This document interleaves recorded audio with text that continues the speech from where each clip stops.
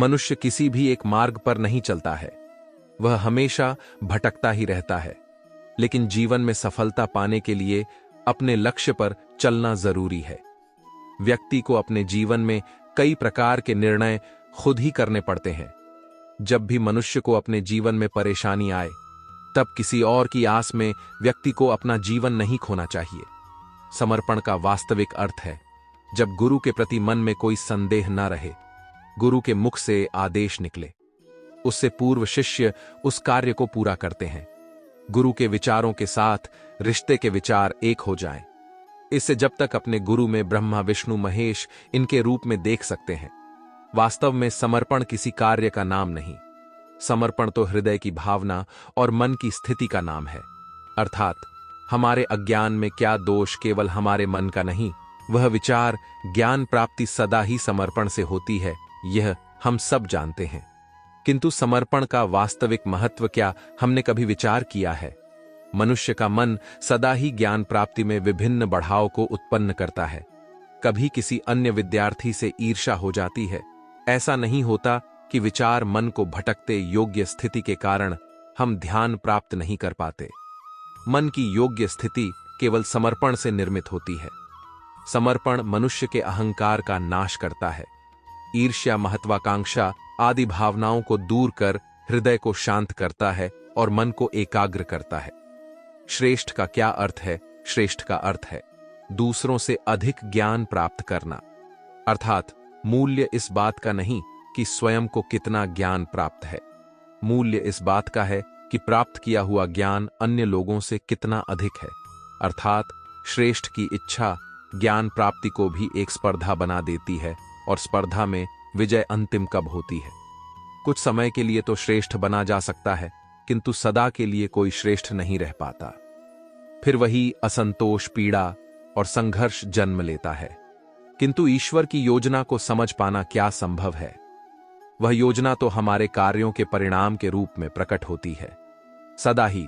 किंतु यदि कोई कर्मों का ही त्याग कर दे, क्या वह प्रार्थना वास्तव में कर्म ही जीवन और फल के प्रति मोह न रखना, जो प्रार्थना कर्म में बड़ी बन जाए? आप तुरंत ही यह जान पाएंगे कि आपकी इच्छाएं ही आपके जीवन की व्याख्या, कुछ पाने से मेरी सफलता, कुछ न पाने से मेरी निष्फलता ही आपका परिचय।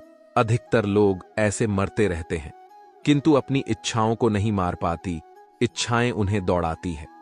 जिस प्रकार मृत्यु दौड़ आती है, परंतु इन्हीं इच्छाओं के गर्भ में ही ज्ञान का प्रकाश ठीक कैसे, जब इच्छाएं अब वहीं से ज्ञान की किरण प्रवेश करती है। केवल महत्व जन्म लेने वाले की यह कथा है।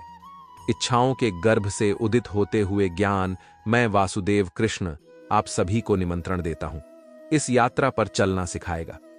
मनुष्य का धर्म सीखने और इस यात्रा का नाम है महाभारत। इस संसार में आने वाला प्रत्येक बालक संपूर्ण यह संस्कार रहित होता है। उसके अंतर पर किसी अच्छे संस्कार के चिन्ह अंकित होते हैं, ना ही बुरे संस्कार के, अर्थात जन्म से बालक में ना कोई गुण होता है और ना ही कोई दोष। तो यह दो छठ गुण किस प्रकार प्राप्त होते हैं? क्या हमने कभी विचार किया है?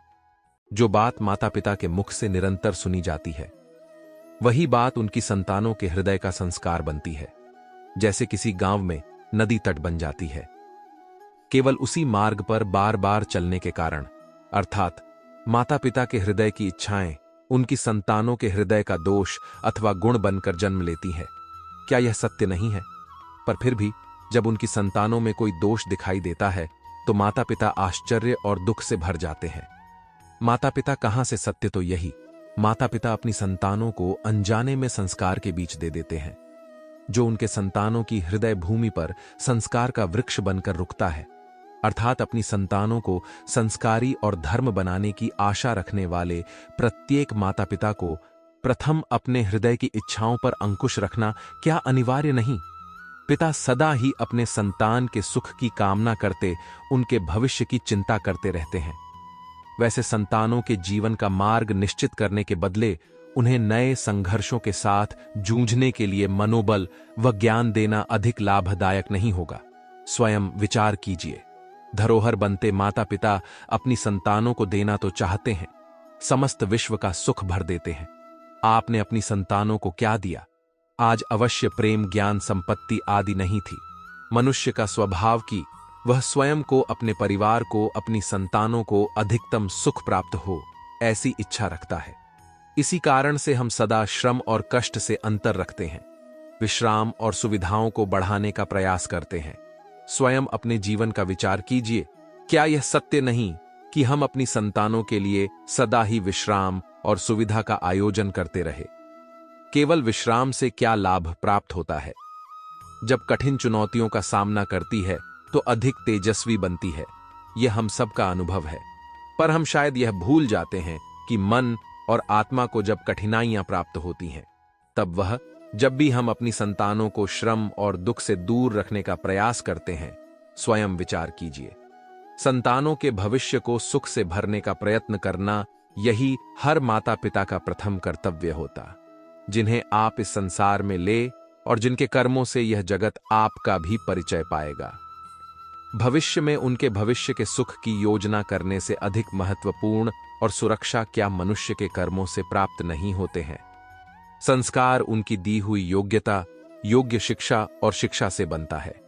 मनुष्य का चरित्र अर्थात माता पिता अपनी संतानों का जैसा चरित्र बनाते हैं, वैसा ही बनता है। जब मनुष्य स्वयं को योग्य नहीं मानता, जब उसे अपने ही बल पर विश्वास नहीं रहता, तब वह सद्गुणों को त्याग कर दुर्गुणों को अपनाता है। आत्मविश्वास ही अच्छाई को धारण करता है।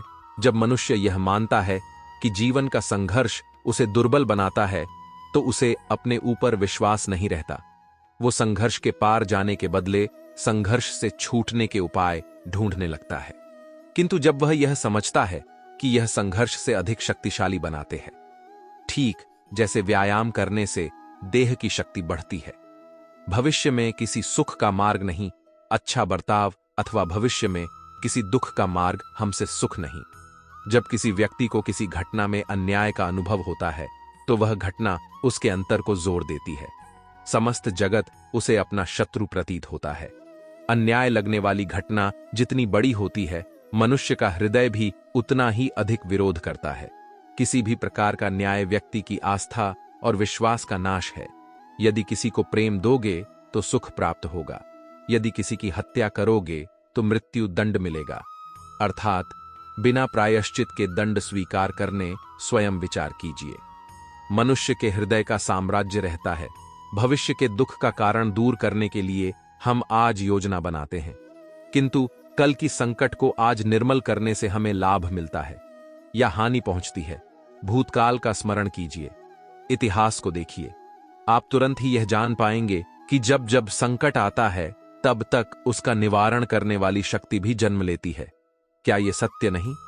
जब मनुष्य जीवन में किसी एक चुनौती को, एक अवरोध को अपने जीवन का केंद्र मान लेता है, तब अपने जीवन की गति को ही रोक देता है और ना ही सुख और शांति प्राप्त कर पाता है। एक मनुष्य जितने अधिक लोगों के जीवन को प्रभावित कर सके, जितने अधिक लोगों के जीवन की स्वतंत्रता पर अंकुश रख सके, उतनी ही अधिक सत्ता का अनुभव करता है। वह सत्ता का वास्तविक रूप है, अन्य के जीवन पर स्वयं का प्रभाव है। किंतु क्या वास्तविक प्रभाव प्रेम, दया, करुणा और धर्म से निर्मित नहीं होता? जब भी मनुष्य कठोरता और धर्म से सत्ता प्राप्त करने का प्रयत्न करता है, तब वो दूसरों के हृदय में विरोध अथवा विद्रोह को जन्म देता है और परिणाम कुछ इस प्रकार से कुछ समय के लिए वह स्वयं को प्रभावित और शक्तिशाली अवश्य पाता है, किंतु वह वास्तविक सत्ता नहीं। यही कारण है कि भृगु और वशिष्ठ जैसे अर्षियों की आज भी पूजा की जाती है, रावण और हिरण्य कष्ट की नहीं। इस पर तो आप विचार अवश्य करें। सत्य कहा कि वह अपने संबंधों में अधिकतम सुख और कम से कम दुख किस प्रकार प्राप्त कर सकता है, विचार कीजिए। हमारा जीवन संबंधों पर आधारित है, हमारी सुरक्षा संबंधों पर आधारित है। इसी कारण हमारे जीवन के सारे संघर्ष भी संबंधों से ही उत्पन्न हो जाते हैं। ईमानदारी यह संस्कारों पर निर्भर करता है। जीवन में त्याग के बिना कुछ भी पाना आसान नहीं है। एक सांस लेने के लिए भी पहले सांस छोड़ने पड़ती है। श्री कृष्ण कहते हैं, यदि मेरा भक्ति मौन हो के सब सुन रहा है तो स्मरण रखिए, उसके मौन और विश्वास का उत्तर मैं स्वयं देता हूं। सिर्फ उसे एक के सामने झुको, वह हर किसी के सामने तुम्हें कभी झुकने नहीं देगा। अच्छे लोगों की संगत में रहो। श्री कृष्ण कहते हैं, जो आपकी सही बातों का भी गलत मतलब निकालते हैं, उनको सफाई देने में अपना वक्त बर्बाद मत करो। एक दिन शिकायत आपको वक्त से नहीं बल्कि खुद से होगी कि खूबसूरत जिंदगी आपके सामने थी और आप दुनियादारी में उलझे रहे। एक बार माफ करके अच्छे बनो, परंतु दोबारा उस इंसान पर भरोसा करके बेवकूफ मत बनो। अपने तो वह होते हैं जिन्हें आपके दर्द का एहसास हो, वरना हालचाल तो रोड पर आते जाते लोग भी पूछ लिया करते हैं। मेहनत का फल और समस्या का हल देर से सही पर जरूर मिलता है। जब आप दूसरों का अच्छा चाहते हैं तो वही चीज आपके जीवन में वापस आई है। यही प्रकृति का नियम है। टूटी हुई चीज सबसे ज्यादा तकलीफ देती है, इसलिए जीवन में हर स्थिति में धैर्य बनाए रखना श्रेष्ठ है। मदद लेना तो सब लोग चाहते हैं, परंतु जब आपको मदद की जरूर होती है तो मदद करने वाला कोई नहीं दिखता। श्री कृष्ण कहते हैं, अच्छे कर्म करिए। हर इंसान अपनी काबिलियत के अनुसार श्रेष्ठ होता है, इसलिए अपने आप को किसी और के साथ मत तोलिए। जब परमात्मा को आपसे प्यार होता है तो वो आपके लिए वही करते हैं जो आपके लिए अच्छा होता है, और तमाम लोगों को आपसे दूर कर देते हैं जो आपके काबिल नहीं होते। अपनी समस्याओं को कभी किसी के साथ साझा मत कीजिए। अगर कोई आपकी कीमत न समझ सके तो निराश मत होना, क्योंकि कबाड़ के व्यापारी को हीरे की परख नहीं होती। मौन और मुस्कान ये दो शक्तिशाली उपकरण है। मौन कई समस्याओं को हल करने का एक तरीका है और मुस्कान कई समस्याओं से बचाने का। कोई भी इंसान ऐसे ही अपने आप को नहीं बदलता। जिंदगी में कुछ हद से ऐसे होते हैं जो इंसान को बदलने पर मजबूर कर देते हैं। जिंदगी एक बार मिलती है, यह बिल्कुल गलत है। सिर्फ मौत एक बार मिलती है, जिंदगी तो हर रोज मिलती है। श्री कृष्ण कहते हैं, करने दो जो आपकी बुराई करते हैं। ऐसी छोटी छोटी बातें तो सिर्फ छोटे छोटे लोग ही करते हैं, लेकिन किसी के साथ अपनेपन का नाटक करना यह भी बहुत बड़ा धोखा होता है। जिन्होंने कहा था तुमसे नहीं होगा, उनको भी करके दिखाना है। श्री कृष्ण कहते हैं, जिसका भी साथ दो, खुला आम दो, विरोधी कहलाओगे लेकिन गद्दार नहीं। कोई भी रिश्ता अपनी मर्जी से नहीं जुड़ता, क्योंकि आपको कब, कहां और किससे मिलाना है ये ऊपर वाला ही तय करता है। जीवन जीने के लिए मौन आवश्यक है। मन खराब हो तो खराब शब्द नहीं बोलने चाहिए, क्योंकि मन तो बाद में ठीक हो जाएगा, परंतु एक बार बोले गए शब्द फिर नहीं आते। किसी को धोखा देना एक कर्ज है। घमंड से भी कुछ रिश्ते अक्सर खत्म हो जाते हैं। कसूर हर बार गलतियां का नहीं होता, शंका का कोई इलाज नहीं और चरित्र का कोई प्रमाण नहीं होता। मौन से अच्छा कोई साधन नहीं और शब्द से तीखी कोई बाढ़ नहीं। हर करीबी इंसान को अपना राज मत बताओ, क्योंकि जो आज आपके साथ है वह कल आपके खिलाफ भी हो सकते हैं। जिसने अपने मन को काबू कर लिया, उसकी सफलता को भगवान कभी नहीं रोक सकते। हृदय से जो दिया जा सकता है वह हाथों से नहीं, और जो मन से कहा जा सकता है वो शब्दों से नहीं। जिन्होंने समय पर साथ दिया, उन रिश्तों की कद्र समय से ज्यादा करनी चाहिए। तुम्हारा एकांत ही तुम्हें मनुष्य बना सकता है, भीड़ तुम्हें भीड़ बना देगी। श्री कृष्ण कहते हैं, जो इंसान अच्छे विचारों और अच्छे संस्कारों को पकड़ लेता है, उसे हाथ से माला पकड़ने की जरूरत नहीं पड़ती। वक्त जब न्याय करता है तो गवाहों की जरूरत नहीं पड़ती। माफी मांगने वाले हमेशा गलत नहीं होते। कुछ लोग झुक जाते हैं रिश्तों को बचाने के लिए, जो आपकी पीठ पीछे चुगली करते हैं। इसका सीधा सा अर्थ है कि आप उनसे 2 कदम आगे हैं। लोग आपको जरा सी बात पर छेड़ देते हैं और श्री कृष्ण जरा सी प्रार्थना से आपका हाथ थम लेते हैं। दरिया बनकर किसी को डूबने से अच्छा है कि आप जरिया बनकर किसी को बचे। ईश्वर के प्रेम में जो रंग का आनंद है वह संसार की माया में हंसने का भी नहीं है। जीवन में आगे बढ़ना है तो बहरे हो जाओ, क्योंकि अधिकतर लोगों की बातें मनोबल गिरने वाली होती हैं। अगर आपका कोई शत्रु नहीं है तो इसका मतलब यह है कि आप उन जगह पर खामोश थे जहां बोलना बहुत जरूरी था। प्रेम कभी भी अपनी जरूरत पूरी करने के लिए नहीं होता। प्रेम हमेशा एक दूसरे के सुख दुख में साथ और भावना को समझने के लिए होता है। कुछ तो कमी का ही एहसास है, वरना गंगा पर इतनी भीड़ नहीं होती। श्री कृष्ण कहते हैं, वक्त की मार से गुजर रहे हो तो घबराओ नहीं, आप निखर रहे हैं। अगर जिंदगी में सुकून चाहते हो तो लोगों की बातों को दिल से लगाना छोड़ दें, क्योंकि जिंदगी आगे बढ़ने का नाम है, रुकने का नहीं। परेशानी में अगर कोई सलाह मांगे तो सलाह के साथ साथ भी देना, क्योंकि सलाह गलत हो सकती है, परंतु साथ कभी गलत नहीं हो सकता। अगर कोई तुमसे कुछ मांगे तो तुम उसे दे देना, क्योंकि भगवान ने आपको देने वालों में रखा है, मांगने वालों में नहीं। कड़वा सच है कि इंसान का व्यक्तित्व तभी निखर कर आता है जब वो अपनों से ही ठोकर खाता है।